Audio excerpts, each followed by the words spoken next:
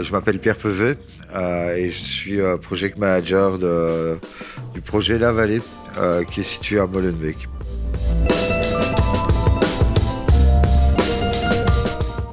Je suis liégeois à la base et puis j'ai commencé à sortir un peu à Liège. J'ai fait des études de droit et Sciences Po et puis j'ai commencé à sortir un peu à Liège et j'ai rencontré des gens qui faisaient de la musique à Bruxelles, donc on est très vite venu à Bruxelles. Et je me suis allé retrouver un peu dans le milieu de la nuit bruxelloise avec un background d'études de juriste. Donc j'ai réalisé qu'il y avait énormément de choses qui se passaient dans cette ville. Et puis j'ai très vite voulu faire des choses et donc on a commencé à faire des soirées. D'abord des petites soirées, puis ça a grossi. Bon, il y a eu des étapes. J'ai travaillé pour une boîte de production vidéo qui vendait des vidéos montées à des chaînes comme MCM. Et je faisais des interviews d'artistes. Et on a organisé des défilés de mode, des expos, et bon, vraiment des acteurs urbains en fait. Et tout ça a fait que... Et puis beaucoup de soirées. Bon, on a fait des grosses soirées techno. Tout ça a fait que le réseau a grossi et puis très vite avec d'autres personnes on s'est rendu compte qu'il y avait un besoin de lieu dans la ville. Et, on a d'abord ouvert un premier lieu qui s'appelle la BAF, Bruxelles Art Factory, il y a 12 ans maintenant. Alors, mes associés de l'époque, Valériane et Alexis, que je salue, eux sont partis dans d'autres univers et puis moi on m'a confié ici la gestion du projet La Vallée dans lequel on se trouve pour le moment.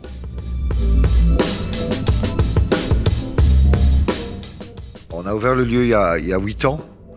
Il faut savoir que Smart qui développe le projet a signé un contrat de bail de 28 ans sur le bâtiment, donc il reste 20 ans. Le bâtiment, c'est une ancienne blanchisserie industrielle.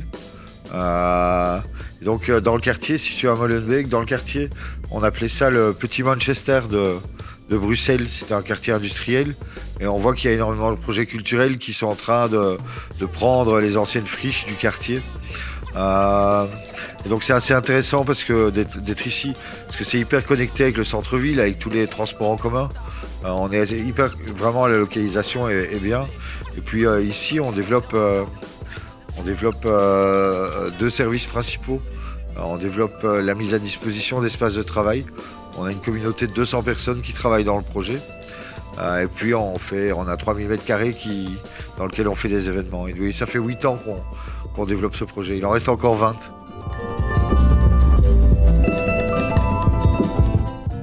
Quand on gère ce genre de trucs de projet, ou quand on veut ouvrir des projets, de toute manière, dans tout projet, il y a des difficultés.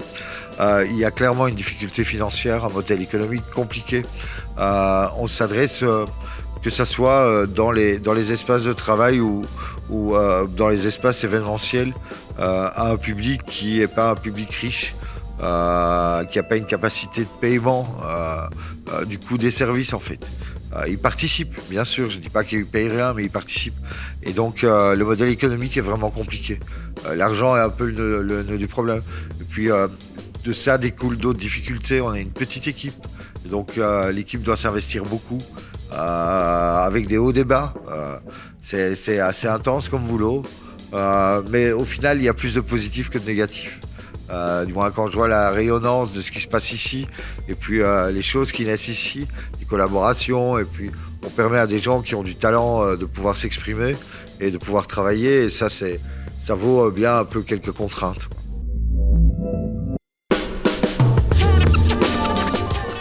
Ouais, alors c'est amusant parce que le projet est vraiment né de cette volonté, donc permettre à des gens qui travaillent dans l'artistique ou dans la création d'avoir un deuxième, de séparer leur vie professionnelle de leur vie privée, et en ayant un espace de travail séparé de leur appartement, sans leur mettre une pression économique énorme. Et donc au départ à la BAF, on avait donc le premier projet qu'on a géré, on avait essentiellement une communauté uniquement d'artistes, avec beaucoup d'artistes visuels. Et puis au bout de 4 ans, on s'est rendu compte que les réseaux tournaient vite en rond. Et quand on nous a donné la direction du projet ici, comme il y avait beaucoup plus d'espace, on a décidé de diversifier en fait les activités. Et donc on est passé de l'artistique au monde créatif au sens large du terme. Et donc comme occupant, on a aussi bien une boulangerie qu'un bureau d'architecte, une céramiste, des sérigraphes, écrivains, producteurs vidéo, agences de casting. On a une coopérative alimentaire. On a des gens qui travaillent dans la musique. Donc voilà, on a à peu près, on essaye d'avoir à peu près tous les pans de l'entrepreneuriat créatif. Et le fait de mettre les gens ensemble aussi crée énormément d'échanges, et pas uniquement de l'échange de matériel, mais des échanges qui permettent d'avoir une augmentation d'activité économique de l'activité. Et ça c'est voilà, qu'il y ait des opportunités qui permettent d'avoir plus de boulot, plus d'opportunités, d'avoir une expo, d'avoir un concert. Et ça, c'est vraiment pour nous hyper important. Et donc, on a maintenant entre 100 et 120 structures juridiques qui ont leur siège ici, ce qui représente entre 200 et 250 personnes.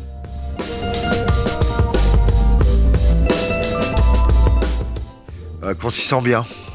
Moi, je veux avoir un lieu dans lequel on est capable d'accueillir un concert punk le mardi, et puis la Commission européenne le lendemain, et puis un truc soul, funk le lendemain, et puis du théâtre le lendemain. Et moi, je veux que les gens qui arrivent se sentent bien et se sentent chez eux, et puis qui profitent du lieu. Respecter les codes de chacun et permettre à des gens de développer leur activité dans un environnement qui est professionnel et qui est serein en fait. Ça c'est quelque chose d'hyper important pour nous.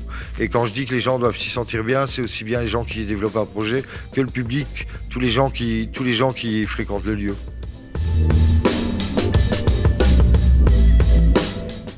Ouais, bah, allez-y, foncez. Il y a tellement de choses c'est vrai que c'est pas facile, mais il y a tellement d'opportunités et rencontrer des gens surtout. Il faut tout. Moi, je respecte toujours les gens qui font des choses. Même si les choses sont critiquées, on ne se fait jamais critiquer si on ne fait rien. Et donc, quand on est artiste, on se doit de faire des choses. Il faut pas montrer pour montrer, il faut montrer quand on est prêt, que ça soit dans tout. Mais allez-y, si vous sentez l'âme, il faut foncer.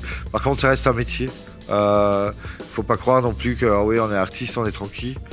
Ça reste un métier avec un projet à développer, à commercialiser, du moins à faire connaître. Voilà. Et donc, c'est un métier pas ordinaire, mais ça reste un métier.